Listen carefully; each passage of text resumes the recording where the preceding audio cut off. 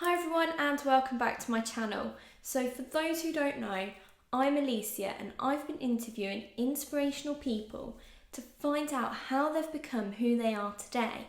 This week I spoke with creative editor and YouTuber Elliot Stephens to find out how he's become successful, how he's grown his content and how he ended up partnering with such a big, well-known brand. Here's how it went. Hi,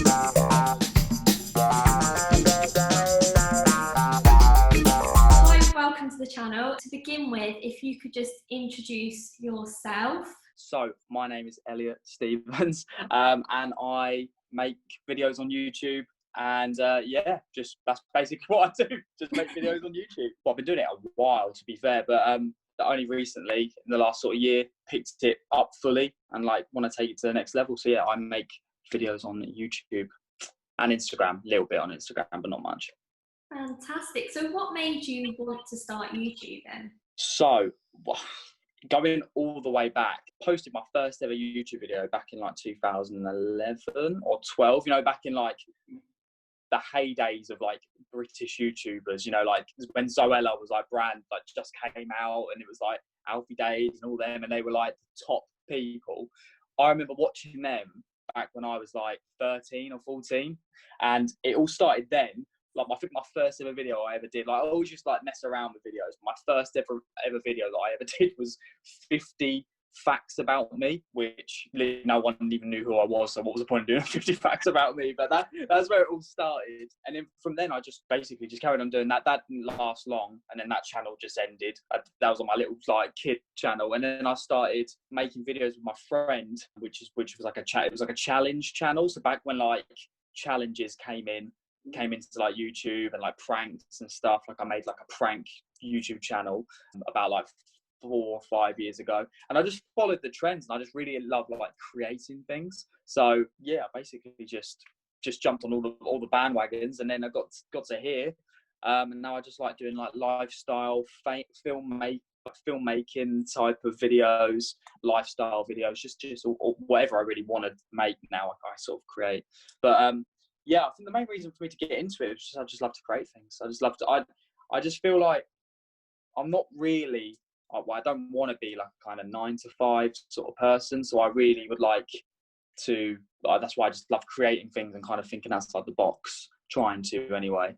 But yeah, that's just to create. That's the main reason why I love doing videos, really. I mean, they always say you should do what you love. So if you love creating videos, then it's perfect, isn't it? Perfect for you. Definitely. Yeah, it's quite overwhelming at first because you don't know what to do. You don't know when you do YouTube, it can be quite overwhelming because you do everything. So you have to think of the ideas, you have to create that, you have to direct it, or you have to reach out to people like yourself, you reach out to people, you literally do everything. So it's one of those things where you just have to really invest yourself in it if you want to do well, or if you want to improve yourself. So yeah, that's just something I really want to do in life. I just find it fun. So yeah, you got to chase the dream.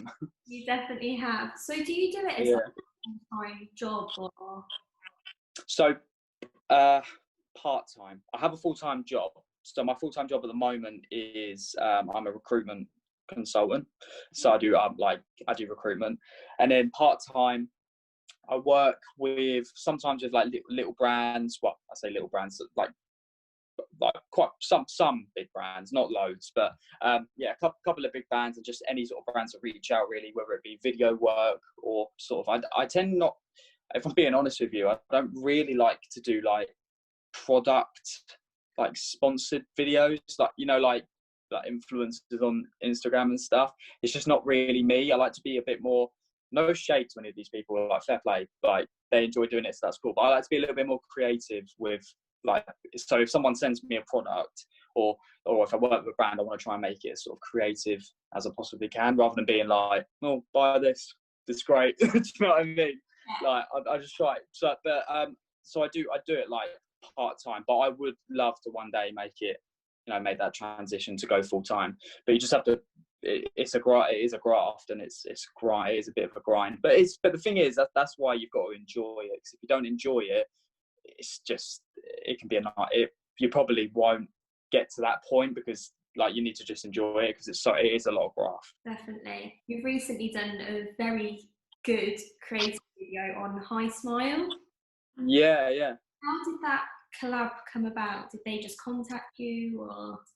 Yeah, so HiSmile, we've had a relationship for the last sort of 3 years now. They approached me back in 2017 via email, out of the blue. Weird. It was the weirdest thing. Like, at first, it came through in my spam emails. So I was like, it's obviously fake. So I clicked on it, and then they were like, oh, hi Elliot. You know, would you be keen on doing a video if we sent you some products out to test out? And I was like, yeah, sweet. Like, and I looked up, because, you know, like, you get the signatures on the email. So I looked up the guy's like name, like the direct or whatever. I can't remember his name. Mark. That's his name. Mark. I don't want to say his second name, but Mark. His name was Mark. And I looked him up, and I was like, oh, he is actually a HiSmile sort of director. So I was like, oh, sweet.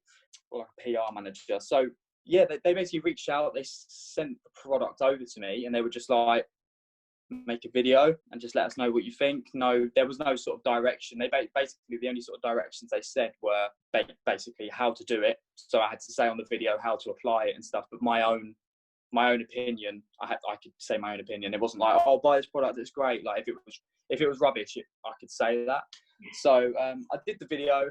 To be honest, I was really nervous, because I didn't have a lot of subscribers, and I still don't. But and I was thinking to myself, they must have contacted the wrong person, because they're speaking to, like, they've worked with like Conor McGregor, they've worked with the Kardashians. I'm like, why have they contacted me? Like, where are they going to gain anything from this? And so I just do the video, make it sort of the best I could back then.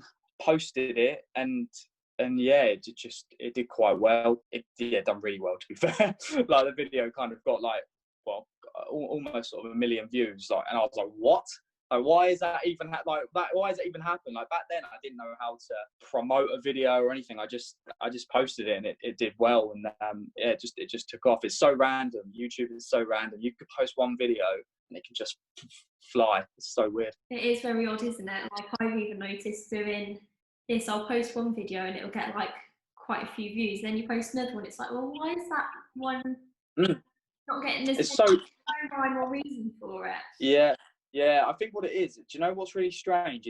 It's the ones that you're not. Although with the HiSmile one, I was really kind of nervous to post it, because I wanted the brand to like it. I was almost like, well, there's nothing I'll just post it and just see what it does. And it's normally the videos that you don't expect to do well, they do well. So like, if you ever have an idea and you think to yourself, oh, will it do well? Honestly, just go with it. Like, what's the worst that can happen? You're gonna get, like, the only gain, like, you're only gonna get gain from it. You're not gonna, like, I mean, you could post a video and lose subscribers, but yeah, there's no real sort of disadvantage to posting an idea. Just go with it. Yeah, what was good was the video did really well with HiSmile, and then I've worked with them a few times since then as well. So yeah, they're really, I've got a good relationship with them. They're really nice guys as well. That's brilliant. So, I mean, you say that you've not got that many subscribers, but you have got a fair amount. Yes. Yeah. You noticed that change in your channel? What point did you look and go, do you know what, like, I'm doing really well with the channel now? To be honest, it was strange. It's been a strange ride on YouTube, because I'm up until sort of when the UK went into lockdown during this, because this COVID-19, I was really like inconsistent. Like, I would post like once every 6 to 8 months. Basically, I think when I was posting videos at the time, like I had an ex-girlfriend who did YouTube as well, and I was posting videos with her. You may have seen them on my channel, but so yeah, I started posting with her, doing videos with her, because she is a beauty YouTuber as well. She does like beauty for YouTube. And yeah, I started posting videos with her, and then we were doing like collaborative videos, and then that was doing really, really well. And then I think it got to that point where I was like, oh, this is actually really good fun. And then, to be honest with you, I don't know what happened, but I kind of like just stopped posting. And I think the reason why I stopped posting, because I wasn't posting what I enjoy. Like back then, like I wasn't a bit like you when you said you used to do beauty vlogs and stuff. Like you get to a point where you're like, am I doing this for myself, or am I doing this because I want to be like someone else, or I want to do this because other people, because like I want to almost like follow the crowd. And I was just a bit like, I don't really want to post, you know, like, I don't know, what's an example? Though, you know, those trend videos where it's just sitting in front of a camera and being like, oh, this is, you know, trying, I don't know, just anything. So sort of like, I don't know. But those sort of videos, they're just not really, it's not really what I enjoy. I didn't want to be like that. So I said, no, I like got stuck halfway through, like this like channel, like like halfway through, sort of after posting those videos, I was just like, I don't know what to do. Like I don't know what sort of lane to take. And then I obviously went down the sort of lane of being just myself, making sort of lifestyle videos. I'm starting to go more sort of experiment, like, well, doing videos more in a cinematic way, or trying to anyway. So sort of like I've got videos planned where I've got like recommended skincare products, and I'm going to try them out for 30 days and see what the results are, but film it as like almost like a documentary. So it's like, I'm trying more sort of, I don't want to post videos just purely for self gain. I want to post videos to like help motivate people, help people, just something that's got a bit of value to it, rather than like, oh, I spilled the tea. So I want to just like be a bit more creative with it. So I think it was when I started doing those videos and I was like, oh, it's doing really well, I'm getting views, but I don't really enjoy it. That's kind of when I took the change, really. And again, we kind of go back to the whole, if you do something what you enjoy, you can do it more successfully than 100%. And to be honest, like the people that are subscribed to my channel, the videos that I do now aren't really sort of their, like, I don't really think it's their sort of videos that they would watch, the videos that I post now, but I enjoy making them. And I encourage anyone that sort of has an audience but wants to do something different, but knows that their audience don't really watch those sort of videos, just do what you need to do, rather than doing something to make other people happy, because that's just like, you will just make yourself not happy yourself. So yeah, basically. You're a musician as well, you play the drums. Do you think coming from that performing arts, quite in a way theatrical background, helped you with your YouTube and when you're trying to get your message across? Yeah, 100%. Like, it builds confidence behind a camera, that's for sure. Being on stage and like when I used to be in the band, I used to tour with the band. Yeah, it builds up a lot of sort of confidence. You meet a lot of people that do, you know, the same sort of thing as you, and you learn a lot from people. Obviously, I feel like everyone at first is a bit camera shy. Like everyone is at first, but you once you just kind of do it a few times, I mean, it's like anything. If you keep on doing it, you will get better at it, 100%. So yeah, I mean, it was the same with going on tour, like with the drumming, like being afraid to go on stage. Like before, I was like probably like nervous to go on stage, but then after like 4, 5, 6 times, it was like, oh, like this is fine, and then you just get used to it. So I feel like I've always been kind of all right in front of the camera, filming stuff, being sort of coming across outgoing, because I think I am kind of quite outgoing, so as a person anyway. But yeah, I think it definitely did help, and I learned a lot from it as well. And yeah, no, it was really good experience, really. What was one of the main things you learned from it? That's a good question. I grew up a lot. That's for sure. Like, yeah, definitely. Like, I was young. Like, honestly, I was quite young. I was 17 when I went on my first sort of tour, like around Europe. Which, yeah, it's like, it was pretty surreal, pretty scary. But obviously at the time, I was like, oh, I'm basically a rock star. So, so I was like, yeah. But no, I did.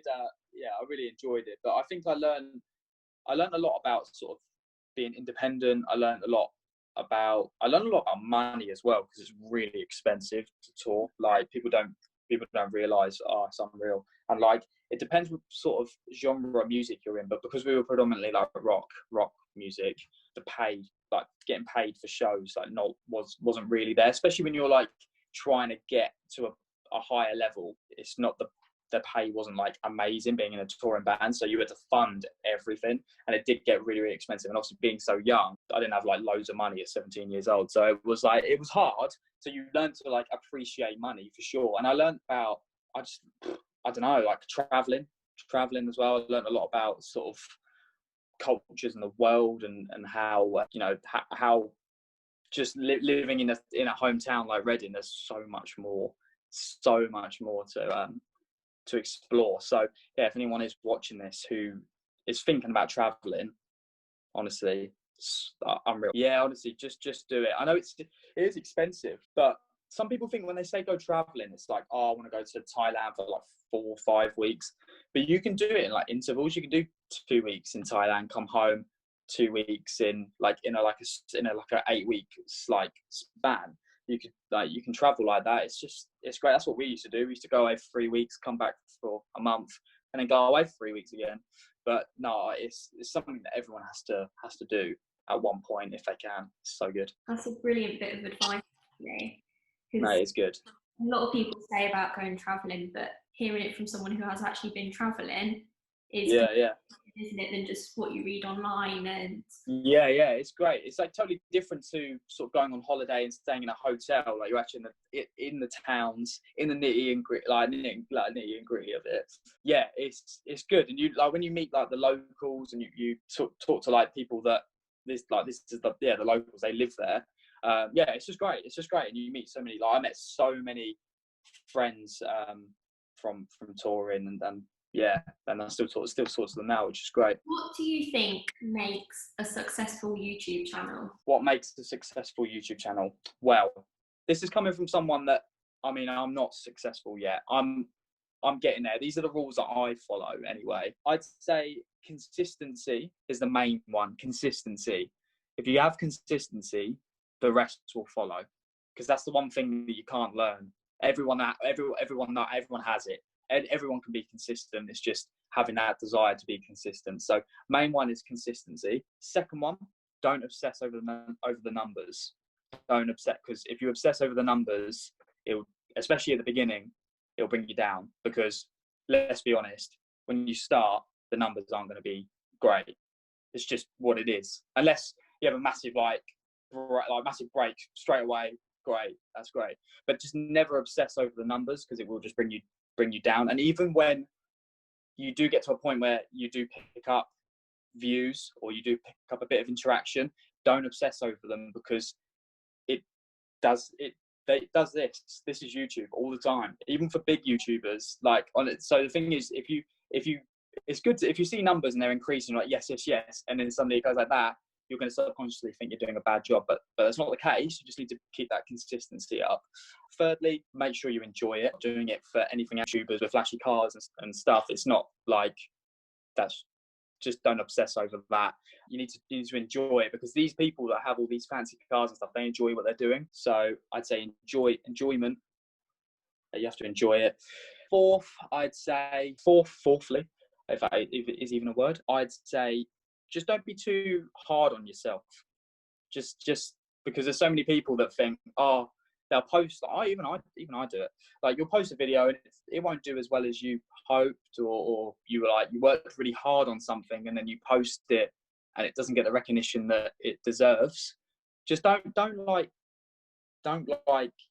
bring yourself down and be like, I'm not good enough, because you see all these people that are really, really good at what they do, but they were in the exact same boat, but they were consistent, and then people started realizing their talent or realizing what they do. Because the thing is, if you stop, you're not helping anyone, because if you stop doing what you're doing, then no one's going to see you. So just keep consistent. Don't be too hard on yourself, because if you are hard, you will basically stop doing it. But I feel like there's a quote that I always like to use. I think I've got it on my wallpaper on my phone. But it's something like, I can't remember. I see it every day and I can't remember what it is. It's like doubt is the biggest killer for any dream. So just don't doubt yourself. Just go ahead, smash it out, and you'll be fine. Just stay consistent, definitely. That's fantastic, thank you. And that, like what you say, is doubt's the biggest killer, is so true. I read some, Yeah, honestly. and it was basically saying about like when people post on Instagram, if they post it and leave it on there, people are going to see it. But if you take it down, then it's No like, one's gonna see it. yeah, Yeah, no one's going to see it. yeah, So if 3 people see it, it's better than none. yeah. 100%, 100%. Just keep it going, and if the right people will see it eventually. Just got to, honestly, just stay consistent, and just don't doubt yourself. Just and there's no such thing as if you carry on going, you're not failing. Yeah. That is yeah. That's what it comes down to. So just carry on doing whatever it is. Not even YouTube, whatever. If it's drawing or a job that you're in and you want that promotion, just stay consistent and the right people will see it. Just got to push and just believe in yourself as well. Fantastic. So I've got 10 very quick questions now. Okay, great. Right. First question is tea or coffee? Coffee. YouTube or Instagram? YouTube.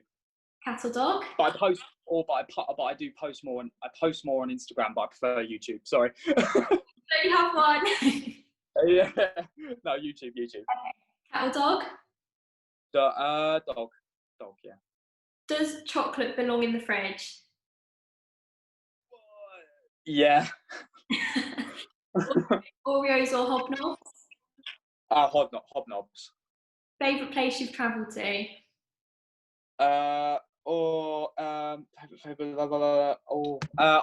Australia. One bit of advice for the perfect photograph?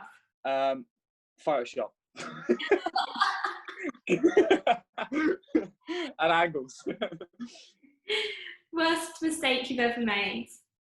Worst mistake? Yeah. Oh, that's a good one. Oh, no. Stop being consistent on YouTube. Favourite breakfast? Favourite breakfast. So either peanut butter on toast. Oh, no, it can only be one, can't it? Alpro coconut yogurt, granola, frozen raspberries, and like some chia seeds and a dollop of peanut butter. It's great. I recommend. That's quite nice, actually. Oh, it's unreal. And one thing you'd like to share to inspire others? One thing I'd like to share to inspire others: stay true. I'm just chatting wallop. Stay true to yourself now. No, but never doubt yourself, because doubt is the biggest killer of any dream.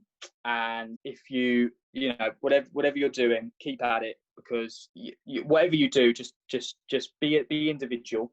Don't follow the crowd, because there's only one of you in this world. So, and everyone's unique in their own way. So try to stand out as much as you can. And to be honest, when you do stand out, you're not going to get the attention that you deserve, but people will realise what they're missing out on, and they'll follow you, and then people will then follow you. So what you need to make your own path. You need to take inspiration from other people's paths and then create your own. Fantastic. Well, thank you very much. No worries. Thank you very much. It's been great. I've enjoyed it. Have you? That's good. That's the main thing. Yeah, no, it's good. No, you're doing a really good job. It's really, really good. Now, I hope you all learned something from that interview. I know what stood out for me was when Elliot was talking about keeping going. If you've got a dream, go and achieve it, because it might be hard in the beginning. You might struggle in whatever you're doing to, get your idea off the ground. But have fun, enjoy it, and don't kick yourself. Keep going, and eventually you'll get there. On Wednesday at 5 o'clock, I'll be speaking with Georgia Davis to find out how she's become successful within her industry and the grid girls' opinions when they decided to get rid of them. If you've enjoyed this video, comment below, give it a thumbs up, and don't forget to hit subscribe. We'll see you all next week. See you later.